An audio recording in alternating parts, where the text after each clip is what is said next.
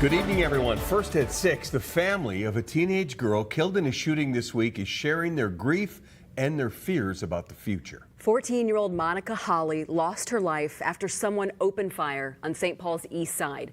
3 other teenage girls were injured. Eric Chalou spoke with the people close to Holly today. Eric. Loved ones told me that prayer is helping them while they comfort one another after suddenly losing Monica to violence. When gunfire erupted, we learned that St. Paul police officers were in the area and heard the shots and quickly got to the scene. Investigators say they continue to try and solve the case that left 4 teenage girls shot.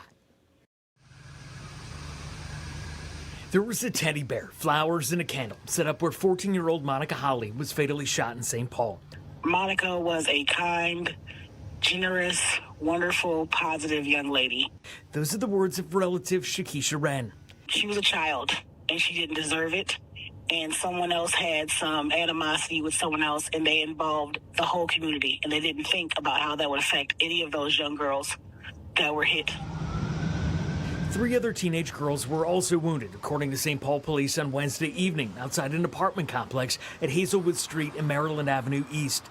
We learned from investigators they are looking at surveillance video to try and learn more about what caused the bullets to fly.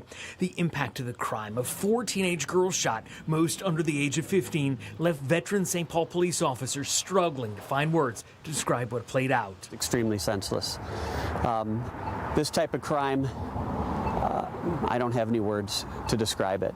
I cannot imagine what a family is going through right now. The sheer amount of bullets that flew was also visible outside of the apartment complex during the light of day.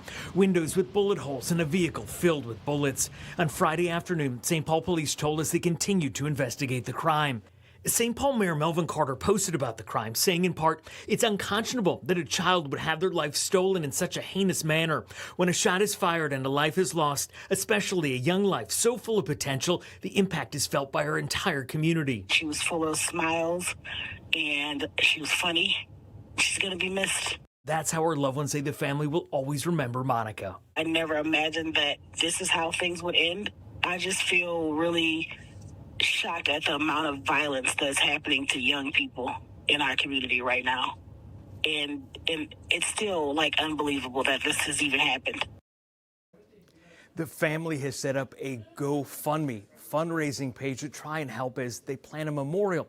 Meanwhile, if you could help St. Paul police solve this case, you can always call Crime Stoppers. That number is 1-800-222-8477. We're going to keep checking in with investigators as they work this case and try and get some new information for you.